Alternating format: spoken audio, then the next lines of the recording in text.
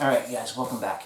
And if you didn't see it, I just did a video on kind of a short, sweet thing on nutrition that should help you quite a bit. I'm trying some new lighting here to see if things would looks better in general. So check out the other nutrition video, ask questions or whatever. Tomorrow I might be working on a fundamentals of exercise video, and I know I did a few like leg exercises back in the weeks ago, and I really meant to do a lot more with that, but I want to go ahead and go over some training principles with you. So with that being said, let's talk guard. So,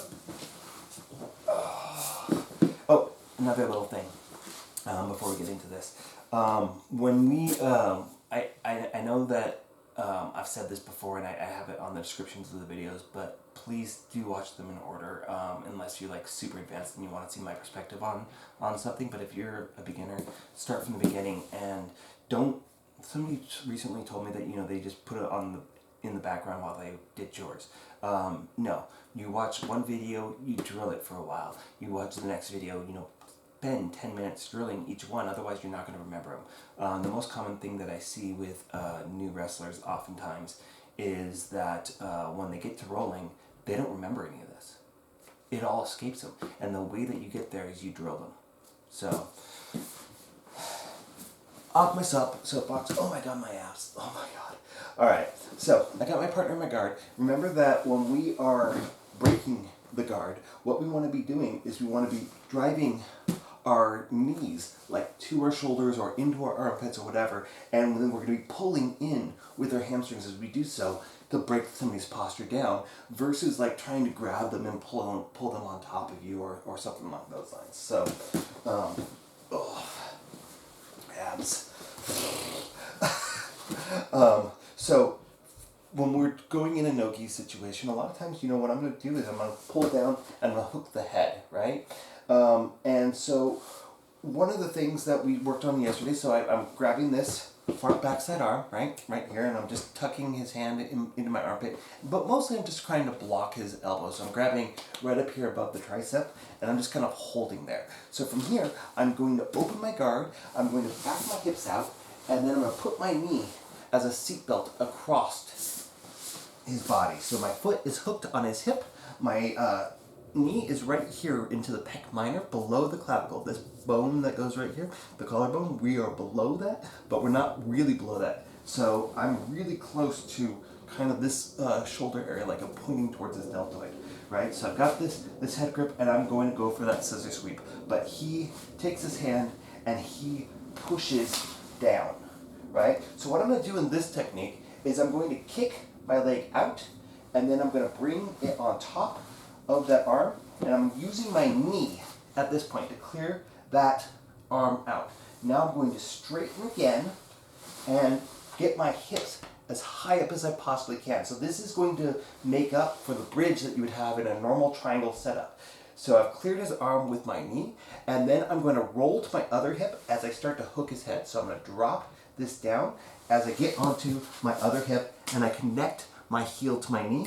I'm going to grab up and I'm going to hold on to that, right? So you see here, at this point, what I find with this particular technique is I tend to get the right angle from the very beginning, right? I don't have to make a whole lot of adjustments here. So I've got this. So since I probably already have that kind of 45 to 90 degrees on his body, I've got that angle. My shins or my calf is going right across perpendicular to his neck. I'm going to bridge up, get this arm over, and cricket my legs. So they're going like this, right? So my foot's flared out, and then I cricket. So from the other side, right? He's in here. I've got my ankles crossed. I'm going to break his posture down, and I'm going to hold on to this tricep. I want to hold on to this tricep until I get that leg all the way over, if I can help it, right? So from here, I open my guard up, keeping that pinch there. I push my hips out so I'm on my side. It's really important that when we're playing most positions that we get onto our side, we don't stay on our back. So I'm going to bring my leg in, I'm hooking his hip and going right into this spot here, right? He's going to come down here, he's going to push down on my leg. Now I'm going to kick that leg out, and I have this free hand to kind of hold it there. I'm going to push down onto his arm to kind of clear that. You could potentially use that hand, I guess, to help with that. But the block is happening with my knee, right? So I've cleared that with my knee. This leg is staying tight to his body at this moment in time. And I'm still holding on that tricep so he doesn't get this arm out because he knows the triangle's coming here. Now my hips are up, so that's gonna allow me to get my leg high up. And then as I switch onto the other hip, I hook the back of his head, connecting here. And now that my leg is now blocking that path and I've got that tension, I'm gonna reach up and I'm gonna grab my ankle. Now, if I haven't gotten it, I'm gonna grab his near side leg and I'm gonna get that angle so I get onto that 45 degree, bridge up, pass that leg across. I did that out of order. So here, I throw my leg over before I bridge up. Bridge up, pull across, and then flare out and cricket. Right?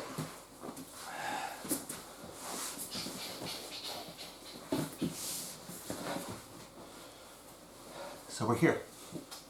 Broke his posture down, held onto his head. He's going to start building his posture up, guys, and that's perfectly fine. I want that space, right? But I want to keep that connection too, because right now I'm going to open my guard and I need to have a push and a pull, right? So my legs right now, and when I bring my leg across, that's going to be providing more of a push, but I need to have that connection. So I've got his tricep here, I've got his head. That way he's not going to run away on me, right? So I back my hips out.